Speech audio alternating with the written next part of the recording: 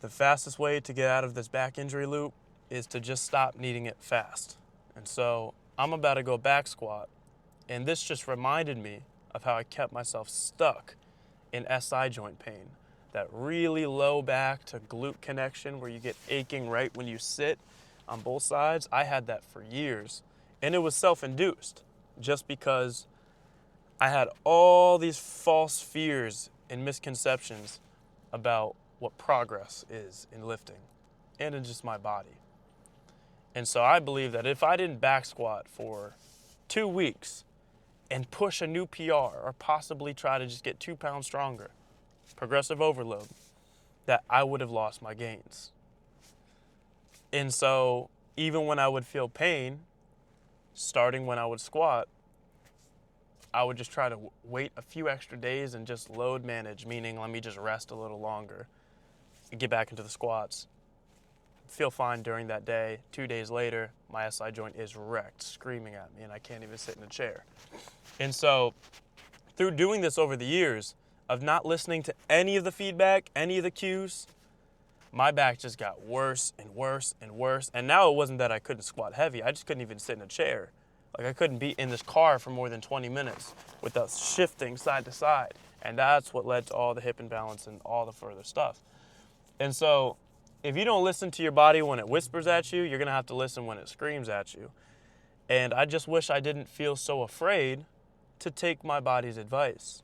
And so when it comes to squats, what I'm gonna do today is I'm gonna lift heavy because now I'm finally able to, and I built so slow and up to it.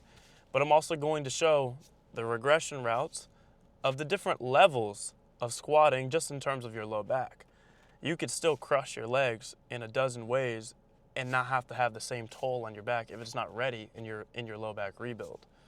So once you realize it's not all or nothing, it's not gains or no gains, it's not getting stronger or not getting stronger, you have so many levels you could just go back. Instead of a back squat really heavy, you could do front squats and just do pulses in the bottom like I'm gonna show.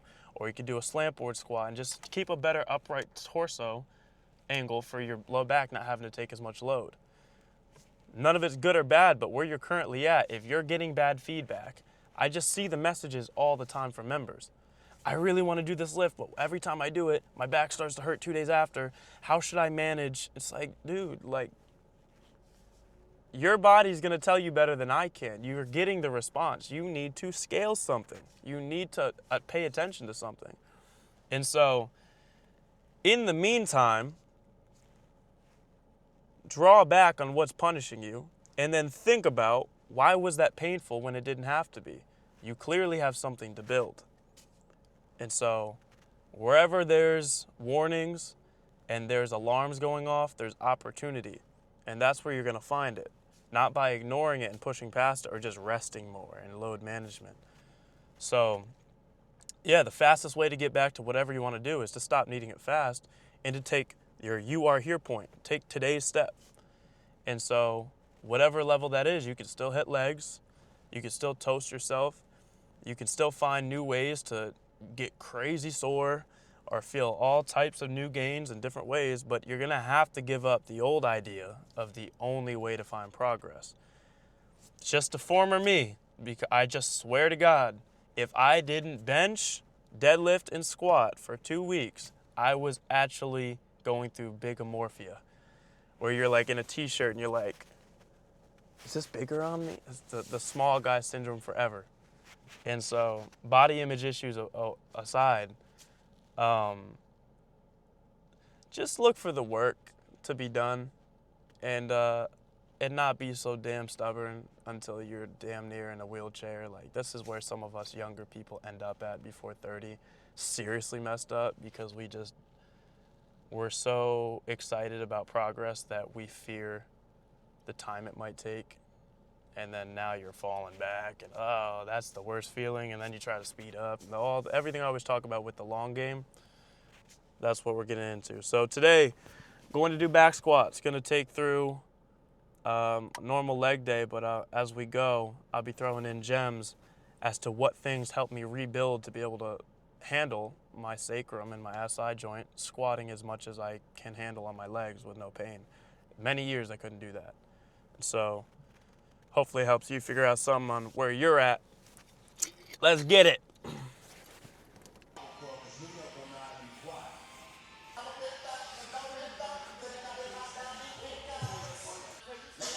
Oh boy.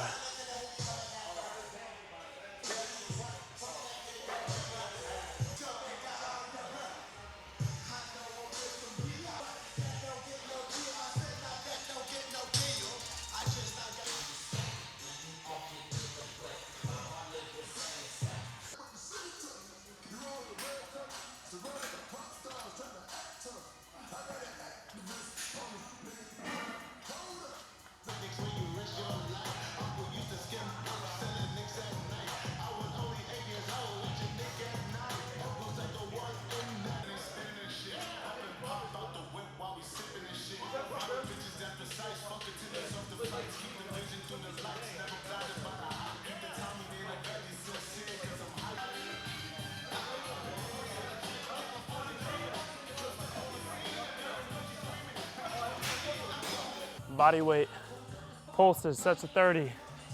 3 sets of 30 is a good day while you're working on other stuff. You're in a low back rebuild, keep that in mind. Your main focus is rebuilding the low back, opening up the hips, strengthening anything that's super sensitive and tight, and not doing any more damage and irritating. So any of the leg work is really complementary to the rest of what we're doing.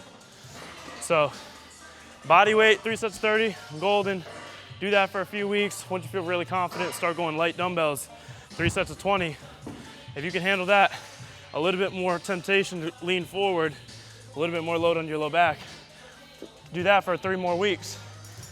Slowly go up in weight. If you feel no pain with that, that's a really good sign. Keep building the back extension. Then we get to front squat. You can still keep the slant. Really the slant's depending on your mobility. If you're still super tight in your groin, then you're gonna wanna squat with the slant for the whole year, honestly. But even starting just empty barbell, getting used to a little bit more angle forward, more bracing in the core.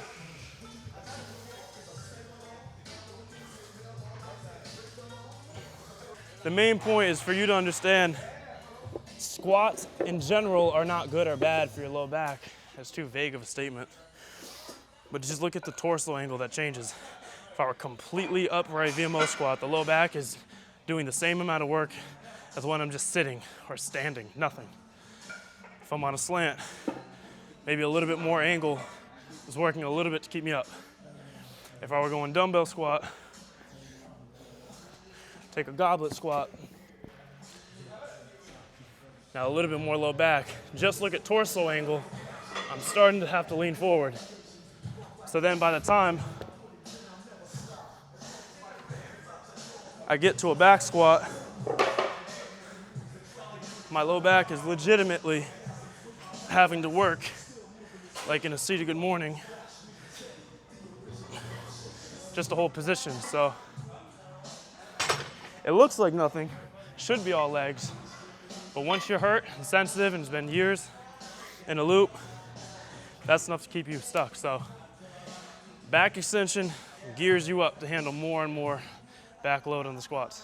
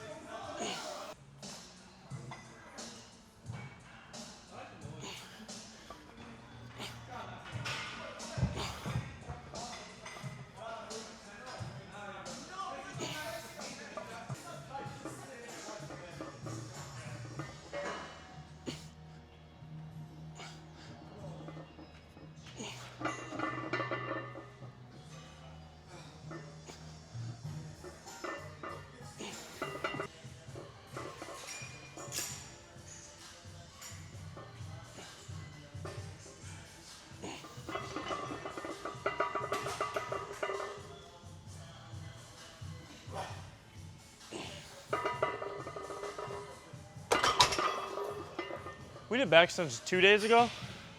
That makes sense. This my nervous system is weak.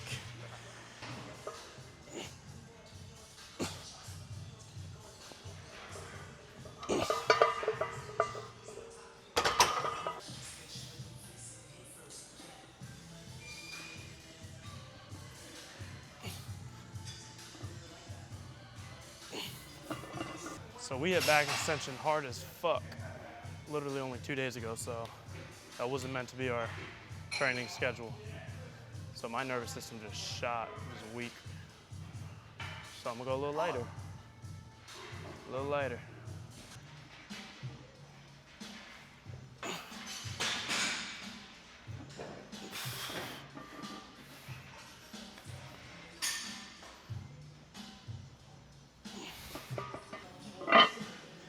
Honestly, I'm breaking my own rules. This is actually a perfect example. So, because I trained my low back 2 days ago, my low back is feeling weak. My whole nervous system, my strength is just a little shot. But especially my low back to stay really tall. No pain, just doesn't feel supported. So I'm gonna regress to the easier regression for the low back, front squat, instead of trying to force it. Like, this still exists, years deep. My back is great. I just know I'm gonna get a more productive leg day, honestly. I'm going for front squats right now. So, this video is supposed to be about how I can back squat now with no problem. Look, I forgot I did 6 sets of back extension heavy 2 days ago. But, real life.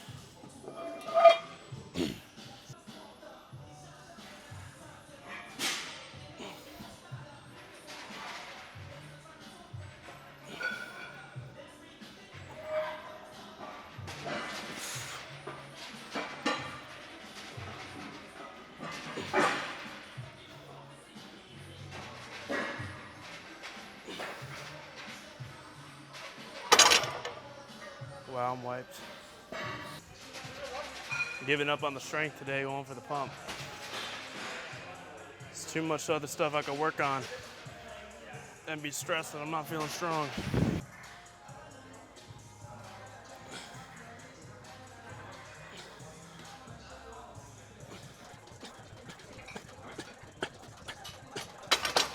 Sheesh. Oh. Felt better.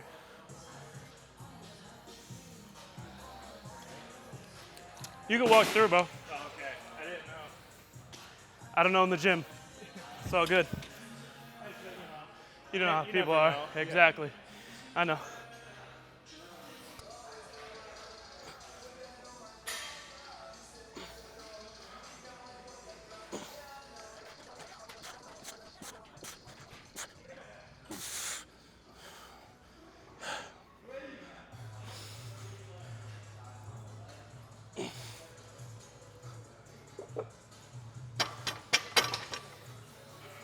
Honestly, this regressed version is harder than just the 10 sets of one heavy back squat I normally do. That's what I'm trying to say is, like, you can make the easier version hard. It's a good intention and control. Okay, so this one I would really only start if you already have back extension to weighted, because if you imagine this is essentially a back extension rep, just with your hips flexed instead of extended. You're not rounding your back, you're not supposed to, but it's still this amount of shear force. You want to have back extension strong before even doing this with weight. You can start with dumbbells. I've shown this before too, as an iso hold, going as far as you can right before the back's going around, just holding here and getting that iso hold strength, just time under tension, getting evidence to the spine, all the muscles along there. This is now adding motion. Might be a little redundant to do after squat day, I'm not gonna lie, but this helps build up to squats. If you were, say, doing the slant board one, keeping your back out of it, this is essentially now taking only the hips and low back section of the squat, where the knees are not moving at all, but you're going through a tighter angle at the hips, your shoulders in front of your hips, so you're using your low back, just like a position of a back squat right here. You're getting strength specifically where you need it. So if you're trying to break apart the squat to get back to it, in terms of low back health, back extension needs to build you the foundational strength to even handle this. Just low back tolerance in general.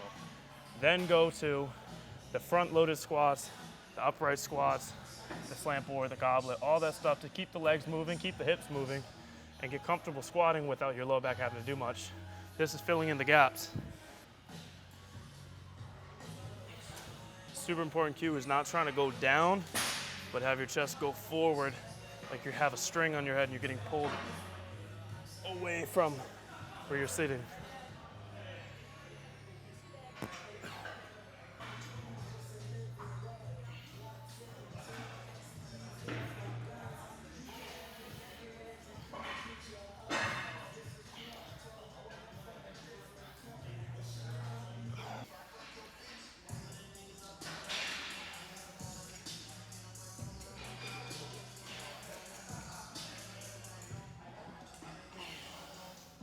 Especially trying to squat with SI joint pain. A major cause of the SI joint pain is in the opposite.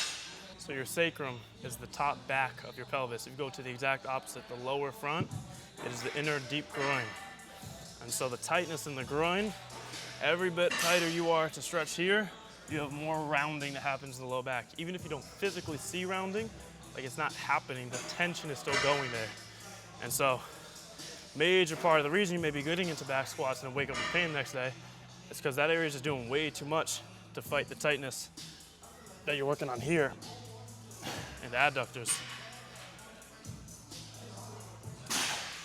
So whether dumbbell, a barbell, seated morning holds in general, anything open up the groin is making it so squats won't be battling yourself at the bottom.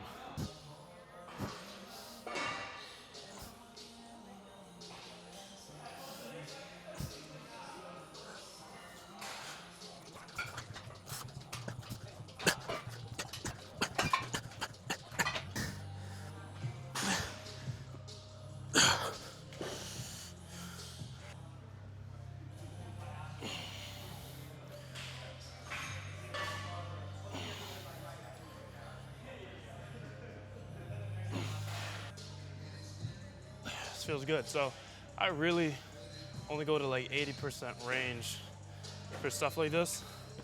I don't know how deep I could get, but I'm pretty sure I'm close to the bench on this height.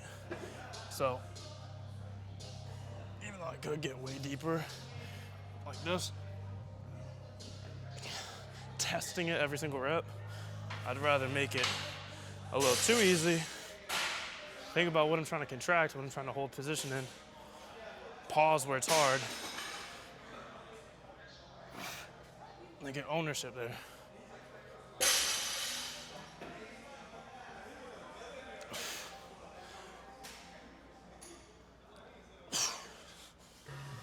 Superset McGar hammer. This shit is no joke right here.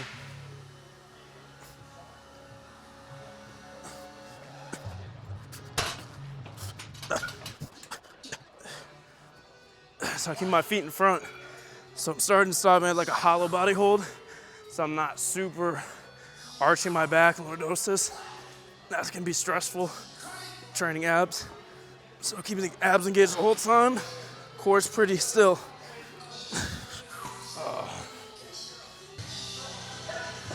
Is this Playboy Cardi? Do people still listen to Playboy Cardi? I feel like people listen to it because other people listen to it. So that's just me.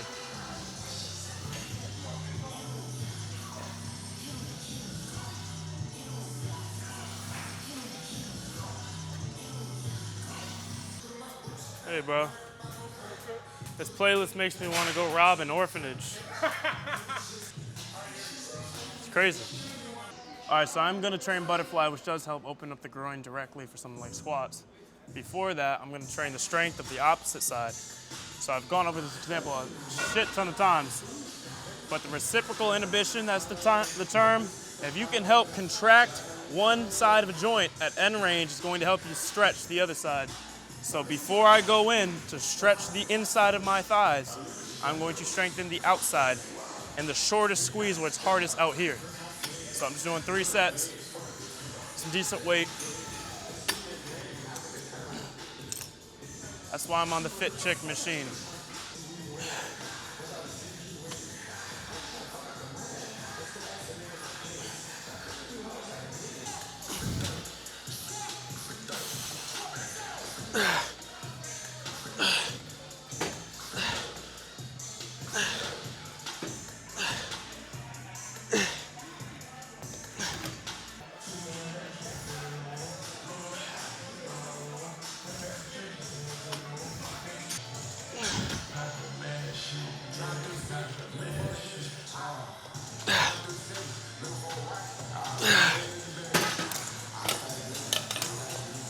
Oh my God. I wasn't even supposed to do ham curl on the machine. I was supposed to do Nordics. On the back extension, this is regress Nordics. Building up tolerance again behind the knee. I overdid it for years. Got really good at them, but then had super stressed fascia, so I had to scale it back.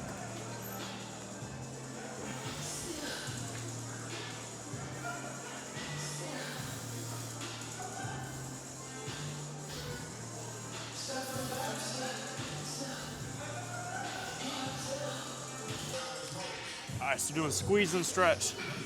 So we're going right where somewhere that might be sensitive and plateaued. I'm just trying to open up.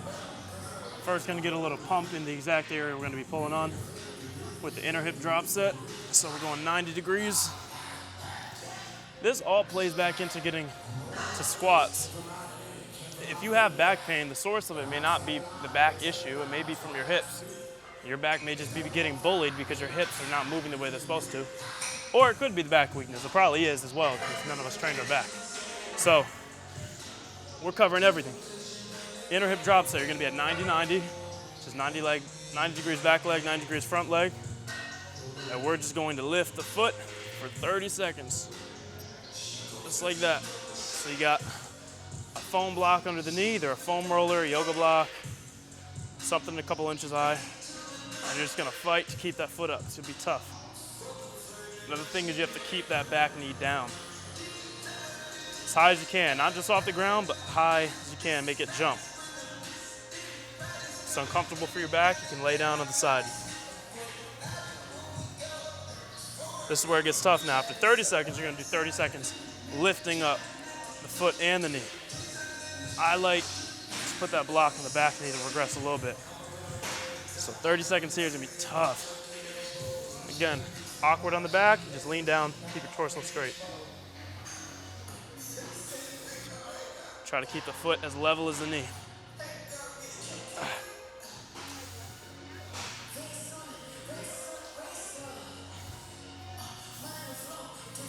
And then 30 seconds done, immediately into an adductor hold here. So the opposite leg is flat on the ground over the top. And this leg can be straight or bent. And bent is the hardest, straight's a little bit easier. So, lifting as high as I can, 30 seconds. If you do straight leg, you want to curl the toes up.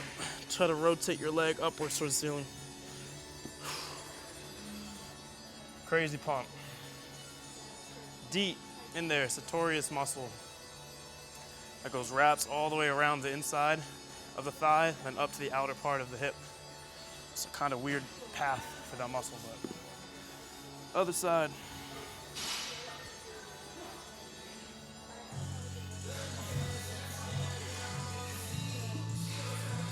We got 30 seconds, 90 degrees.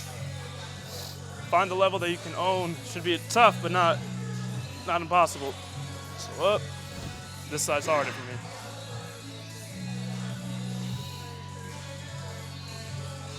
You're looking for clues. You want to see one side that's harder than the other. Especially if you've had a problematic hip.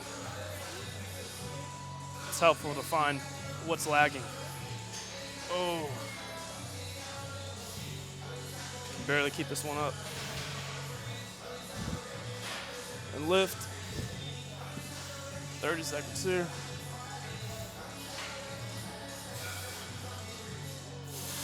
Yep, this is crazy.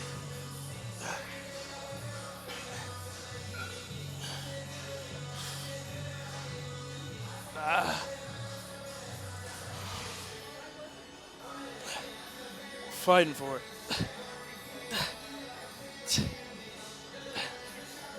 It should be this hard.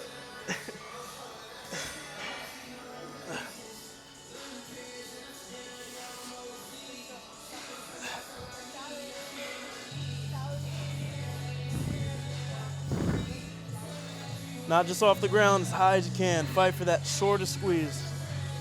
Make it cramp.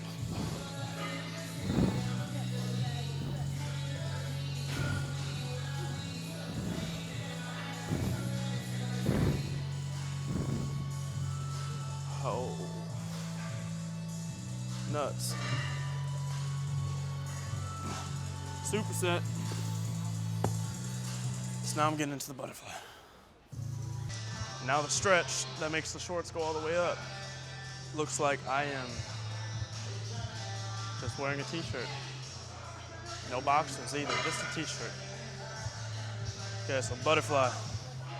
Now that it's pumped up. Again, only going to 80%. Like this is a relaxed 80% stretch. I could force it deeper and it feels real intense. I just don't like playing with fire. I'd rather work through strength of the 80%. That still improves the 100% range. When I'm saying percentages, I'm talking about your max range, not strength or effort. So you don't need to push the max stretch to improve your flexibility. I've gotten hurt from it too many times to have to do that. So here are the cues to make it more productive through intention. Try to get your low back off the wall. Get your butt all the way against the wall and then maintain a little bit of an arch and keep just the shoulders here. So just like seated good morning, leading with the chest forward.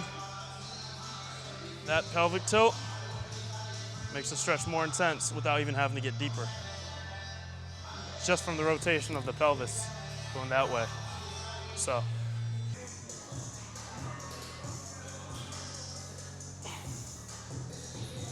Tough.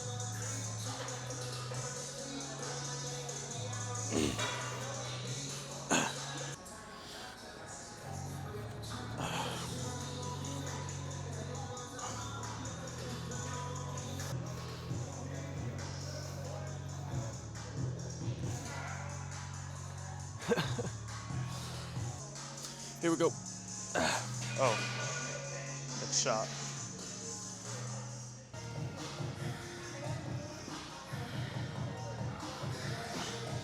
Don't act like that wasn't smooth as shit.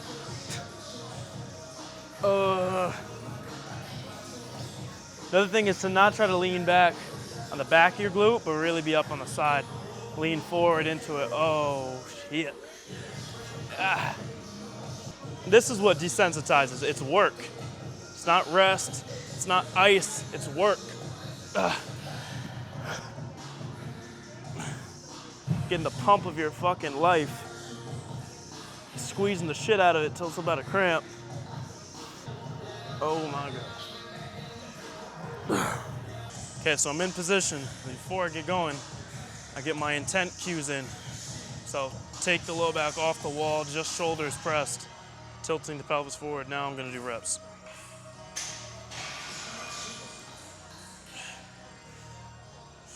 Sitting on the yoga block, keep better posture.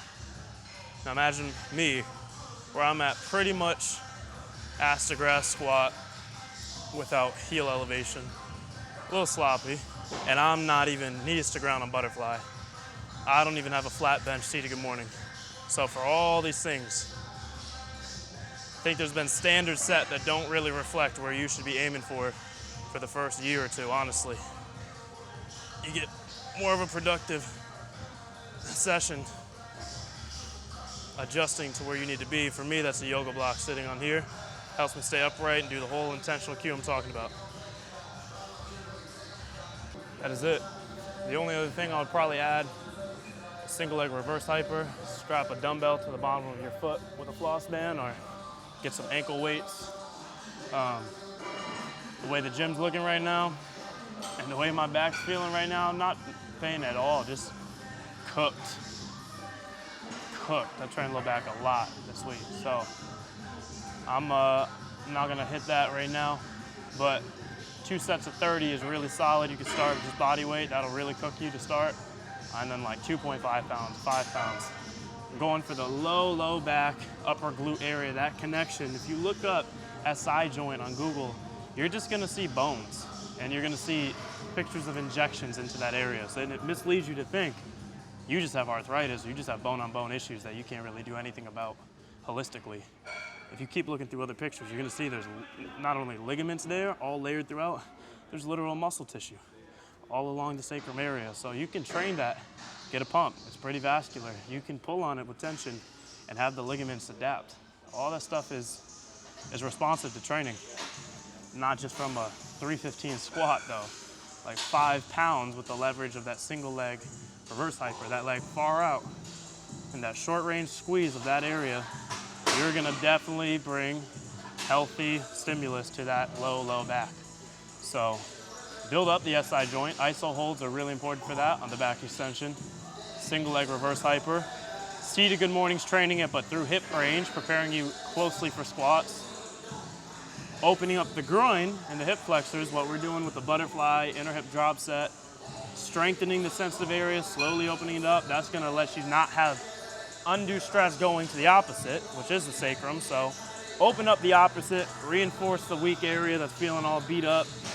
Over time, it'll feel good for something like a slant board squat, then a front squat, then a back squat. So pull apart the components, build each of them in separate sessions, and slowly bring back in compounds and just stop beating a dead horse trying to force it. So that's the session. It's pretty hectic in here, so it wasn't very fluid, but oh, we gotta call out our person. Like I said, at the end of every single episode, we're gonna find someone that's playing the long game. I told y'all last time, comment if you're still watching at the end of the video, comment long game.